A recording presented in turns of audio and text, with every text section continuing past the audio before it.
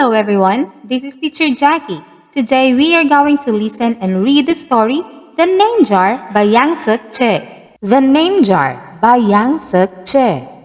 Through the school bus window, Unhei looked out at the strange buildings and houses on the way to her new school. It was her first day, and she was both nervous and excited. She fingered the little block of wood in her pocket and remembered leaving her grandmother at the airport in Korea. Her grandmother had wiped away Unhei's tears and handed her an ink pad and a small red satin pouch. "Your name is inside," she had said. "My name?" Unhei had wondered. Again, she took out the red pouch to look at the wooden block with her name carved in it. As she ran her fingers along the grooves and ridges of the Korean characters, she pictured her grandmother's smile. "Is that a thing for show and tell?" a boy asked Unhei, surprising her. Unhei looked up as more kids leaned over. "No, it's mine," Unhei answered, quickly putting the pouch back in her pocket. "Are you new here? What's your name?" a girl asked. "Unhei," said Unhei. "Unhei?" the girl asked, scrunching up her face. Unhei," some kids chanted. No, Unhei corrected. "It's spelled Unhei. It's pronounced Unhei." "Oh, it's Unhei," the boy said. "Like you, hey, what about hey you?" Just then, the bus pulled up to the school and the doors opened. Unhei hurried to get off. "Unhei, bye-bye," the kids yelled as she left. Unhei felt herself blush. Let's pause for a short comprehension check. How does Unhei feel about going to her new school for the first day? Have you ever felt that way? What does Unhei's grandmother give her, and why is it important to her? What happens to Unhei on the bus? Does anyone help Unhei? What could you have done to help Unhei if you had been on that bus? Unhei stood in the doorway of her new and noisy classroom.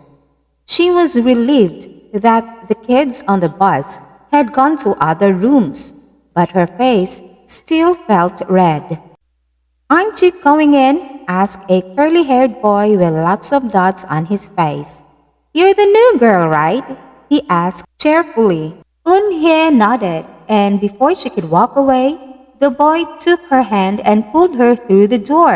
"Here's the new girl," he announced so loudly that the teacher, Mr. Cocotos, almost dropped his glasses. Mr. Cocotos thanked him and greeted Unhei. "Please welcome our newest student," he said to the class.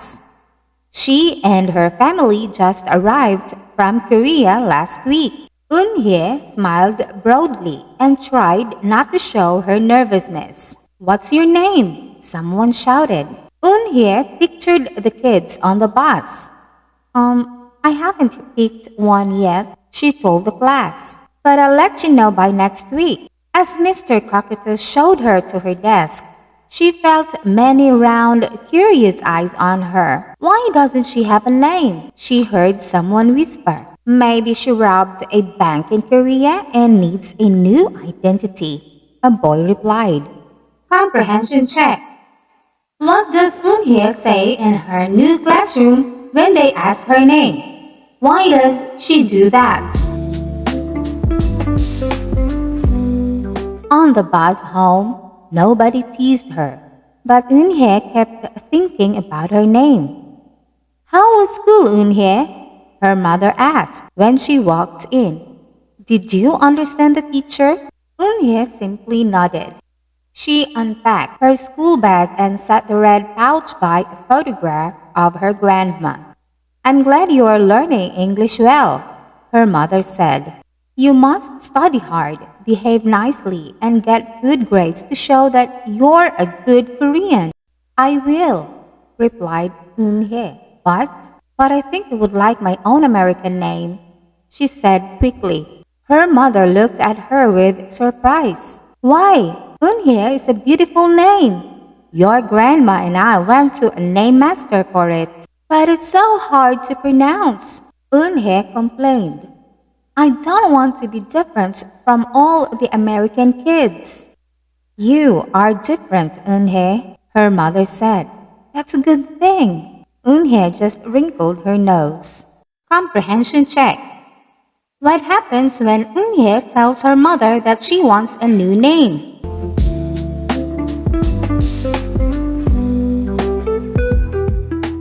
Later that day, Unhei and her mother went grocery shopping in their new neighborhood. They passed Padel's Falafel, Tony's Pizza, and Dot's Deli. A big graffiti-painted garbage truck roared like a lion as it took off down the street. Nothing sounded or looked familiar until they got to Kim's Market.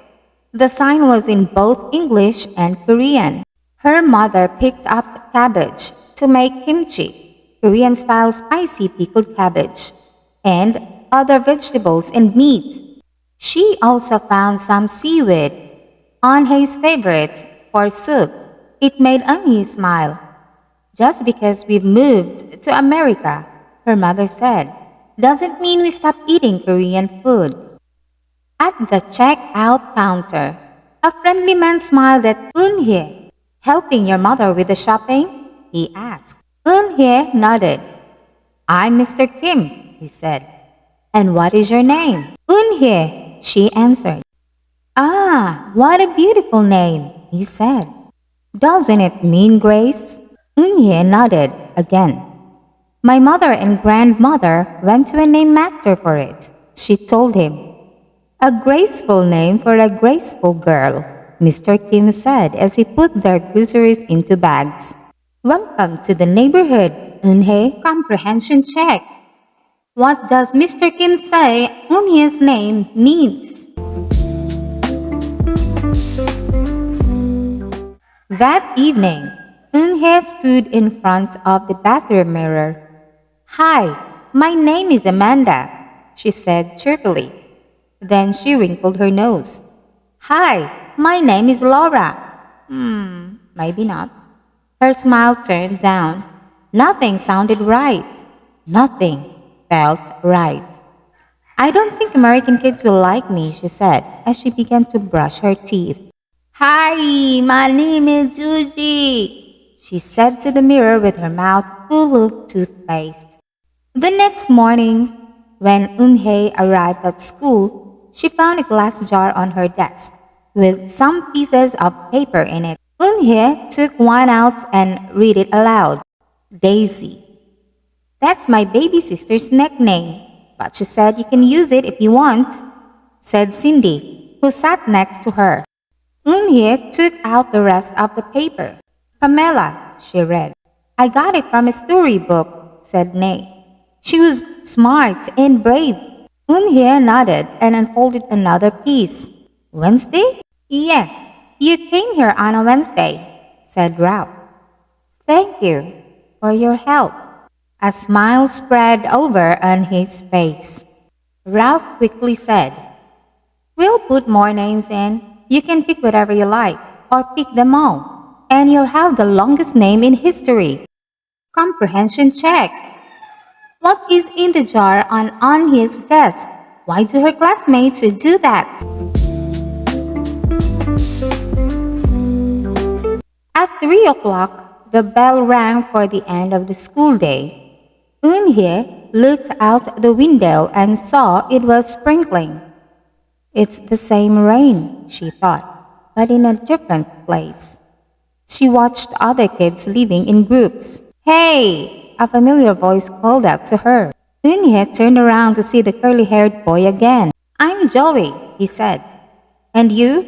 Didn't you have any name? Unhei thought for a moment. Well, I can show you, she said and took out the small red pouch. She pressed the wooden block on the ink pad and then stamped it on a piece of paper. This is my name stamp, she said. My grandma gave it to me. In Korea, I can use it as a signature when I open a bank account or write a letter. And whenever I miss grandma, I use it to fill a piece of paper. Wanna try it? She offered the stamp to Joey, and he carefully inked the stamp and pressed it hard on the paper. The red characters gleamed against the whiteness. Wow, that's beautiful, Joey said. Can I keep the paper? Sure, Unhee said. And then the two of them shared her umbrella as they walked to the school bus. Comprehension check. What are some of the ways that Joey helps Unhei? What does Unhei show to Joey? Is Joey being respectful when he tries to ask Unhei's name?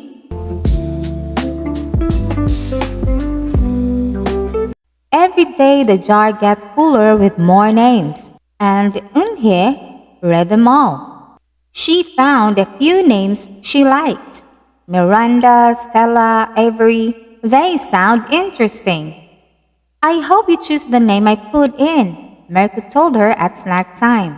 I've put in 3 more, said Ralph. Melissa, Park, and Lex. They're my favorite street names. Maybe you should close your eyes and draw a name, Rosie suggested. Ralph frowned. That's silly. What if she doesn't like the name she drew? Well, we didn't get to choose our names when we were born, did we? Rosie argued. Everyone thought about this. Comprehension check. Rosie points out that we didn't go to choose our names when we were born. Do you like the name your parents gave you? When Unhei got home from school that day, her little brother ran to give her a letter. It was from her grandma. She opened it quickly.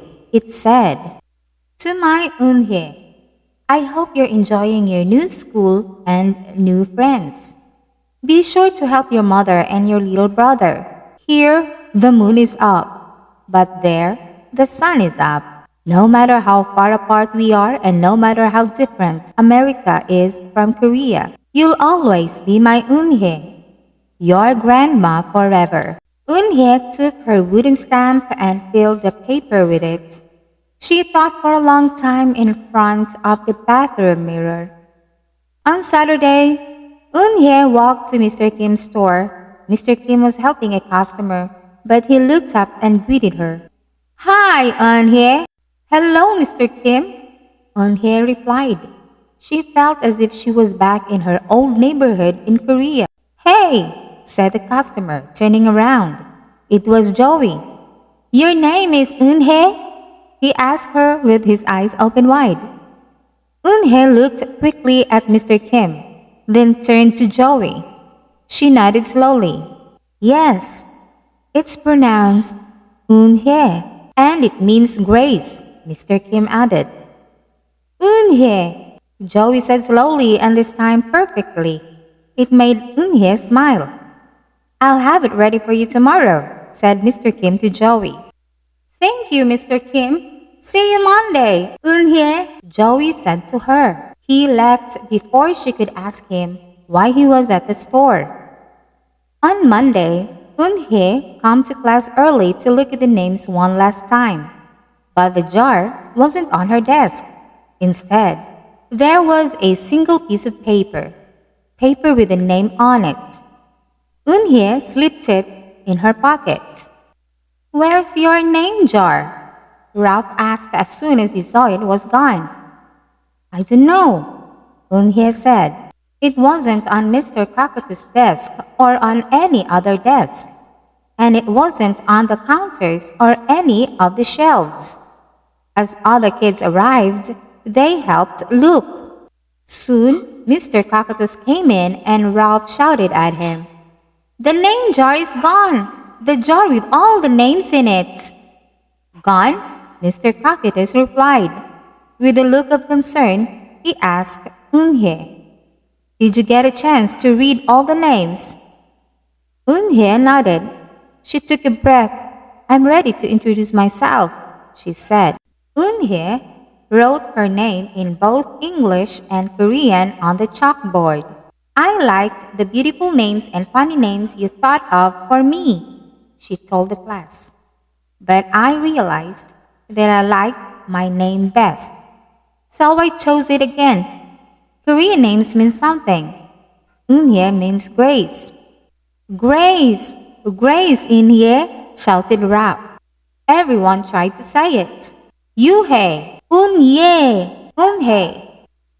Unhei said her name again slowly and clearly. Soon the kids began to say it better. Even Mr. Cocotos. They applauded Unhei's choice. I was named after a flower, Rosie whispered to Unhei. Lots of American names have meanings too, Mr. Cocotus reminded everyone.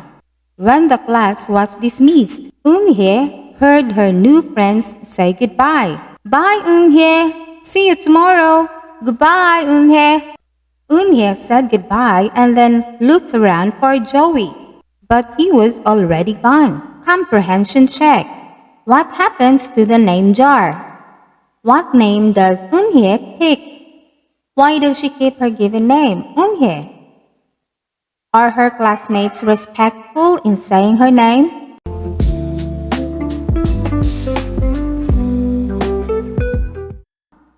Unhei! Unhei! Come downstairs! Mother called up to Unhei. Your friend is here. Unhei rushed down to see who she meant. There stood Joey, and in his arms was the name jar. Where did you find it? Asked Unhei breathlessly. Joey looked embarrassed. Well, I took it, but only because I wanted you to keep your own name. And you did. He reached in and pulled out the names. Do you want to keep them? He asked. Thank you. I'll keep them as a souvenir, Unhei said happily. Then she pulled out the piece of paper from her pocket. Do you want this back? Joey grinned. You can keep it. I'll return the name jar to the class. Maybe you could put some Korean nicknames in it for us. Names with good meanings. I could do that, agreed Unhei. I've already got a Korean nickname, Joey said. Mr. Kim helped me choose it. Carefully, he pulled a small silver felt pouch from his pocket. Then he took out a dark wooden stamp with beautiful Korean characters carved sharply into it.